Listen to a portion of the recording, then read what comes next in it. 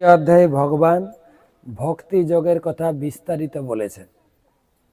সাধন ভজন করো, কিন্তু শেষে বললেন তুমি যুদ্ধ করো। সাধারণ লোক জানে, যারা অলস তারা মালা জপ করে পূজা করে। লোকে বলবে জিজ্ঞেস করে দেন, আপনি একটু গীতা পড়ুন। আমার ওইসব সময় নেই গীতা পড়ে সময় নষ্ট করব। আমি গীতা পড়ে যে সময় নষ্ট করবো তার থেকে আমি ইঞ্জিনিয়ারিং বই পড়বো, অনেক কিছু জানবো। লোকে জানে যারা অলস, যারা যারা কি বলে মূর্খ, তারা ভজন সাধন করে। ঠিক আছে, আমি একবার ট্রেনে করে রাজধানীতে করে দিল্লি যাচ্ছিলাম। অনেক দিনের ইচ্ছা ছিল একটু রাজধানীতে উঠবো। ঠিক আছে, নাকি খুব তাড়াতাড়ি নিয়ে যায় নাকি। ঠিক আছে, তো উঠেছিলাম না রাজধানীতে। এমনি তো পূর্বা বা কালকা মেলে গেছি, কিন্তু উঠেছি রাজধানীতে। আর ওই ট্রেনটাই 14 ঘন্টা লেট ছিল। 14 ঘন্টাতে পৌঁছানোর কথা, লেট ছিল 14 ঘন্টা। হ্যাঁ, আর রাজধানীতে খাবার টাবার দেয় তো, দুটো খাবার ছিল, হয়ে গেছে 4টে খাবার, কিচ্ছুই নেই। তার নিচে নেমে সব মার্কেটিং করে রান্না করে খাওয়াচ্ছিল দেয়। তো ওই ট্রেনে আমার সামনে একটা ফ্যামিলি ছিল, দিল্লিরই লোক ছিল। ও অবাক হয়ে গেছে, সাধু আবার রাজধানীতে। তো वो जिज्ञास करছে, আপনি आप कहाँ जा रहे हैं? আমি বলছি আমি दिल्ली যাচ্ছি। दिल्ली में आप लोग का क्या काम है? আমি बोला मेरे सेमिनार है, 7 दिन का एक सेमिनार। हाँ, आप लोग क्या सेमिनार देते? आप लोग तो करताल लेके हरे कृष्ण कृष्ण कृष्ण हरे हरे कृष्ण कृष्ण करते हैं, आप लोग क्या सेमिनार करते हैं? সাধারণ লোক জানে, যারা মূর্খ অলস তারা এসব করতাল নিয়ে নাম কীর্তন করে, নাম জপ করে, তাই না? আর যারা কাজের লোক তারা এইসব করে না, অনেক ব্যস্ত, তাই না? দেশ সেবা, সমাজ সেবা, অফিসের সেবা। তো সাধারণ লোকের কাছে প্রশ্ন দাঁড়ায়, আপনাদের কোনো দায় দায়িত্ব নেই, আপনাদের কি ঝামেলা বলুন? যত ঝামেলা আমাদের, সংসারের ঝামেলা, অফিসের ঝামেলা, বলেন লোকে। এখানে অর্জুন দাঁড়িয়ে আছেন যুদ্ধক্ষেত্রের মাঠে, কিন্তু কারো বাড়ির ছাদে ক্লাস হচ্ছে না, কিন্তু কোথায় হচ্ছে? যুদ্ধক্ষেত্রের মাঠে ভগবান গীতা শোনাচ্ছে। তো অর্জুনের মনে প্রশ্ন, ঠিক আছে আমাকে ভক্তি করতে বললে আমি ঠাকুরের পূজা করব, মালা জপ করব, ঠিক আছে, কিন্তু আবার যুদ্ধ করতে বলছো, তাহলে কোনটা করব? তুমি অফিসেরও কাজ করবে আর এখানে ঘরে নাম জপও করবে। তো অর্জুন প্রশ্ন করছেন, যে কোনো একটা বলো, দুটো হয় না। এটা অর্জুনের প্রশ্ন ছিল না, কিন্তু কার প্রশ্ন? কার প্রশ্ন? কার প্রশ্ন? যারা আমরা ভক্তি লাইনে এসে তার প্রশ্ন। হ্যাঁ, বাড়িতে কোনো অনুষ্ঠান হোক, মন্দিরে কোনো অনুষ্ঠান হোক, যে প্রভু জানতো বাজারটা করে নিয়ে আসেন, আমি এখন মালা জপ করছি, আমার এখন জব হয়নি। হ্যাঁ, বা যারা আমরা মন্দিরে থাকি, লোকে বলে না এই বাড়িতে কাজ করতে পারেনি, সেই জন্য ভয়ে পালিয়ে গেছে মন্দিরে। কিন্তু মন্দিরে এসে দেখছে প্রচুর কাজ। মন্দিরে যারা থাকে তাদেরকে বলে আশ্রমবাসী। আশ্রমবাসী মানে যে প্রচুর শ্রম দিতে পারবে সে আশ্রমবাসী, সে থাকতে পারবে, না থাকতে পারবে না। প্রচুর শ্রম, ভোর 3টা থেকে রাত্রি 11টা পর্যন্ত নন স্টপ কাজ করতে হবে, তবে সে থাকতে হবে, টিকতে পারবে। তো এইটা ক্লিয়ার করার জন্য অর্জুন প্রশ্ন তুলেছেন, নাম জপ করব না কাজ করব, কোনটা? যে কোনো একটা বলো। ব্যামি শ্রেমেম বাক্যে ন বুদ্ধিক মহসি অবমে তদেকং বদ নিশ্চিত যেন শ্রেয়ম অবাপ্নুয়াম। তুমি কেন দুই রকম কথা বলছো? কাজও করতে বলছো আর ভক্তি করতে বলছো, দু রকম কথা বলো না, যে কোনো একটা কথা বলো। প্রশ্ন ঠিক আছে, আমাদের মনে প্রশ্ন জাগে কিনা? প্রশ্ন জাগে আমাদের মনে, কাজ করব এত ঝামেলা, নাকি কাজ বাজ ছেড়ে দিয়ে অফিস টফিস ছেড়ে দিয়ে মন্দিরে ঢুকে যাব, নাহলে বৃন্দাবন চলে যাব? ভগবান বুঝাবেন। হ্যাঁ, যারা আমরা ভক্ত হয়েছে তাদের জন্য। অনেক লোক এসে বলে, মহারাজ আমি অফিস থেকে ভলেন্টারি নিয়ে নেব। কেন কেন নেবেন? না, অফিসে লোক সব কেউ আর কৃষ্ণ কথা বলে না তো, সব জড় কথা বলে, আর 2 আঙ্গুলের সেবা করে সবাই পেপার পড়ে, টিভি দেখে, গজগজ করে, উল্টাপাল্টা কথা বলে, বিড়ি সিগারেটের ধোঁয়া, কাজ ছেড়ে দাও। ভগবান বলছেন না, কাজ তোমাকে করতেই হবে, সেটাই শিখাবেন ভগবান। ভগবান উত্তর দিচ্ছেন। অর্জুনের প্রশ্ন ক্লিয়ার, কাজ করব না, শুধু মালা জপ করে কাটাবো। কোনটা? দুটোর মধ্যে একটা। মালা জপ করলে কাজ করতে হয় না, কাজ করলে মালা জপ করতে পারে না। ভগবান বুঝাবেন। শ্রী ভগবান উবাচ লোকস্মিন বিধানিষ্ঠা পুরা প্রক্তা ময়া নঘ জ্ঞান যোগেন সাংখ্যানাম কর্মযোগেন যোগিনাম। আমি 2টো লাইন বলেছি, একটা হচ্ছে জ্ঞান যোগ আর একটা হচ্ছে ভক্তি যোগ। 2টোর মাধ্যমে মানুষ সিদ্ধি লাভ করতে পারে। জ্ঞান যোগের মাধ্যমে আমাকে জানতে পারে, ভক্তি যোগের মাধ্যমে জানতে পারে। তবে 2টোতেই কর্ম থাকতে হবে। ন কর্মাণম অনারম্ভ্যম নৈষ্কর্মম পুরুষবস্নুতে ন চ সন্ন্যাসনাদেব সিদ্ধিম সমধিগচ্ছতি। কর্ম না করে কোনো কিছুতে তুমি সফল হবে না। ভক্তি করো আর অফিসের কাজ করো, খাট তো তোমাকে হবেই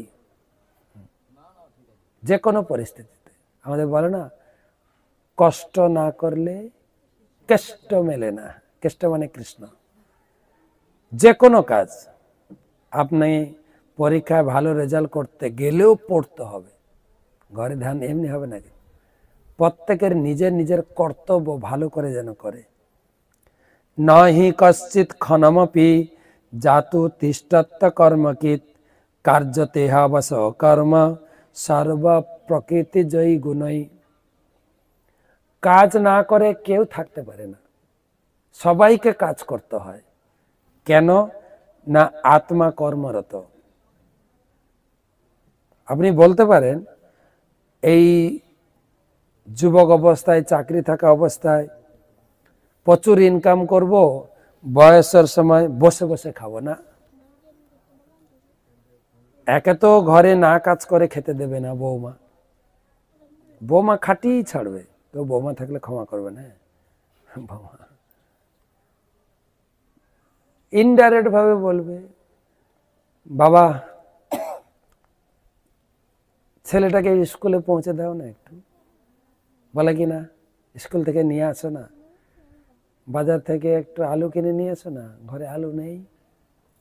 খাটাবেই, অত সোজা না যে এমনি খাও। আমরা 2জন খাটবো, তুমি বৈশা বৈশা খাবে। মা বাচ্চাটাকে নাও না, আমি একটু রান্না করছি, লাগাবে কিনা কাজে? এটা তো একটা গেল। দ্বিতীয়ত হচ্ছে, আমরাও কাজ না করে থাকতে পারবো না। আমাদের বয়স হলো, যারা প্রচুর কাজ করে তারাও কর্মহীন ভাবে থাকতে পারে না। কিন্তু শরীর কুলায় না। কাজ করার প্রচুর ইচ্ছা, কিন্তু শরীর টানে না। কিন্তু সেজন্য বক বক করে, ছেলে বৌমার পিছনে লেগেই থাকে, বক বক বক বক বক বক করতেই থাকে। আমাদের গ্রামে বলতো, পেট নষ্ট মুড়ি, ঘর নষ্ট বুড়ি। ঘরে যদি একজন কেউ বয়স্ক থাকে না, ঘরটা পুরো নষ্ট। সেই জন্য ছেলে বৌমা এখন বাবা মাকে গ্রামে রেখে দিয়ে ছেলে বৌমা কোথায় যাচ্ছে? চাকরির নাম করে, ব্যবসার নাম করে। ছেলে মেয়েকে তো মানুষ করতে হবে, সেদিন পালায় শহরে। তোমার মা বাবার কাছে থাকা যাবে না, স্বাভাবিক। কেননা আত্মা কর্মরত, কর্ম না করে, কিন্তু শরীর কুলাচ্ছে না। সেই জন্য সেজন্য বলছেন প্রথম বুঝতে হবে কর্ম না করে আমরা থাকতে পারবো না। কর্ম ইন্দ্রিয় সংযম্য য আস্তে মনসা স্মরণ ইন্দ্রিয়ার্থন বিমূঢ়াত্মা মিথ্যাচার সয় উচ্চতে। কেউ যদি কর্ম না করে থাকে তাকে বলা হবে ভণ্ড। অনেক লোক আছে কর্ম না করে হিমালয়ে চলে যায়, কিন্তু মনে মনে তিনি পঞ্চেন্দ্রিয় রস উপভোগ করে। কিন্তু যস্তে ইন্দ্রিয়াণি মনসা নিয়মাভর ভবতে অর্জুন কর্মেন্দ্রিয় কর্মযোগ অশক্ত স বিশিষ্যতে। তুমি কর্ম করো, কর্ম ছেড়ে দাও না। তুমি বাড়িতে কাজ করার ভয়ে মন্দিরে চলে গেলেও ওখানেও সেই চিন্তাগুলো আসবে। তাই ভণ্ড যোগী হওয়ার থেকে বাড়িতে কাজ করো, ভক্ত হও, কাজ করো। যে কর্ম ত্যাগ করে সে শ্রেষ্ঠ নয়। কর্ম ত্যাগের থেকে কর্মযোগ শ্রেয়। নিয়ত কুরু কর্ম তম কর্ম যায়ো হি কর্ম ন শরীর যাত্রা বি ন চতে ন প্রসিদ্ধেত অকর্মণ। তুমি কর্মে যুক্ত থাকো, কর্ম ছেড়ে দিলে তুমি খেতেও পাবে না। ভগবান বলছেন, ধরুন আপনি ভক্ত হয়েছেন, তারপরে আবেগের বশে কর্ম ছেড়ে দিলেন, খাবেন কি? আর যদিও বলেন ভলেন্টারি রিটায়ারমেন্টে আমি অনেক টাকা পাবো, সেগুলো খা, কিন্তু কাজটা আপনাকে করতে হবে, না কাজ করে থাকতে পারবেন না। সেখানে কি কাজ করবেন? কি কাজ করবেন জানেন? স্ত্রীর সঙ্গে ঝগড়া করবেন। বলে না, সংসারটা হচ্ছে এক জোড়া করতাল। একটা করতাল যখন অফিসে থাকে, আরেকটা করতাল ঘরে থাকে চুপচাপ। অফিসের করতালটা ঘরে ফিরলেই ঝমঝমা ঝমঝমঝমা ঝমঝম। এখন সেই অফিসের করতালটা যদি অফিসে না যায়, কি হবে অবস্থা? করতাল সবসময় বাজবে কিনা ঘরে? হচ্ছে কিনা? হ্যাঁ, সেজন্য ভগবান বলছে কর্ম ছেড়ো না। তোমার স্ত্রী তোমাকে ছেড়ে দেবে, এই হাত খরচা দাও না প্লিজ। আমি তো কাজ করি না। কাজ করো না করো তোমার ব্যাপার, আমার খরচাটা আমার মিটিয়ে দাও। ওসব আমি বুঝি না, দিতে হবে কিনা। পয়সা লাগবে। আরেকটা বড় কথা আছে এনগেজমেন্ট। মূল কথা পয়সার থেকে বড় হচ্ছে এনগেজমেন্ট। যার জন্য যাদের রিটায়ারমেন্ট আসে, তারা পয়সার জন্য ভূক্ষেপ করে না। একটা অসুবিধা হয় তাদের জীবনে, কি জানেন? কাজ। হঠাৎ করে অফিসের 8-10 ঘন্টা কাজ হাত থেকে চলে গেছে, কি করবে জানো? ঘরেও থাকতে পারে না, ঘরে আরেকটা করতাল আছে তো। সেই জন্য পাড়ায় গিয়ে দোকানে বসে তাস খেলে, পেপার পড়ে আর চাই চুমুক মারে। আর নতুবা হাতে আছে চ্যানেলের মেশিন, চ্যানেল উল্টায়, শুধু 24 ঘন্টা এইসব দেখি কাটায়। এনগেজমেন্ট লাগবে। ভগবান এখানে বলছেন কাজ ছাড়ো না।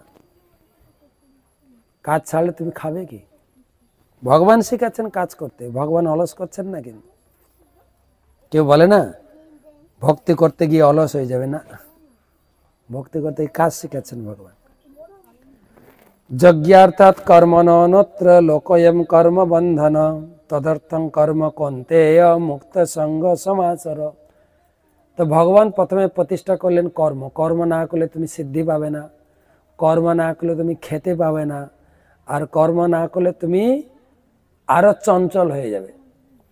তাই কর্ম করো। এবার কর্ম প্রতিষ্ঠা করলেন, কর্ম আমাকে করতেই হবে, কর্ম আমাকে করতে হবে। কি কর্ম করবে? এবারে উত্তর দিচ্ছেন, যজ্ঞার্থাৎ কর্মণনত্র, কেবল ভগবানের পূজার উর্থে কর্ম করো। তা না হলে সমস্ত কর্মই বন্ধনের কারণ। হে কন্তেয়, তাই তার সন্তুষ্টি বিধানের জন্য তুমি কেবল কর্তব্য কর্ম অনুষ্ঠান করো, এভাবেই তুমি বন্ধন থেকে মুক্ত থাকবে। কি কর্ম করব? কেবল ভগবানের সেবা। তার মানে কি অফিস কোম্পানি সব কাজ বাদ দিয়ে ভগবানের সেবা? না, অফিসের কাজ, কোম্পানির কাজ, দোকানের কাজ তো করবেন, কিন্তু সেই উপার্জিত অর্থ দিয়ে ঘরে ভগবানের সেবা করুন। যা খাবেন ভগবানকে নিবেদন করে, খেতে তো মানা করা হয়নি, নিবেদন করে খাবেন। পোশাক আশাক জিনিসপত্র সব কিনবেন, যেরকম গৃহপ্রবেশ হলো, গৃহটা গোবিন্দের উদ্দেশ্যে, গোবিন্দের বাড়ি, সেই বাড়িতে আমরা থাকছি। এই উপলব্ধি হলে আপনার উপরে বেশি হেডেক হবে না, হেডেক। ঠিক আছে, সবসময় ঘর থেকে বেরোবেন, ভগবানকে প্রণাম করবেন, আমি আপনার সেবার জন্য কাজে যাচ্ছি, ফিরে এসে প্রণাম করবেন আমি, এবং সহধর্মিণী স্ত্রীও ভগবানের কাছে প্রার্থনা করবেন আমার স্বামী পুত্র কন্যা যেন সুরক্ষিত থাকে, সব সময় যেন তারা সুস্বাস্থ্য থাকে। তাই তাদেরকে বলা হয় ধর্মপত্নী, সহধর্মিণী, ধর্মে সহযোগিতা করবে। কেন পুরুষ লোকের কত ব্যস্ততা, ধর্ম করবেন স্ত্রী লোকেরা না, ধর্ম স্ত্রীরাও পুরুষের মতো দৌড়াবে ইনকাম করতে।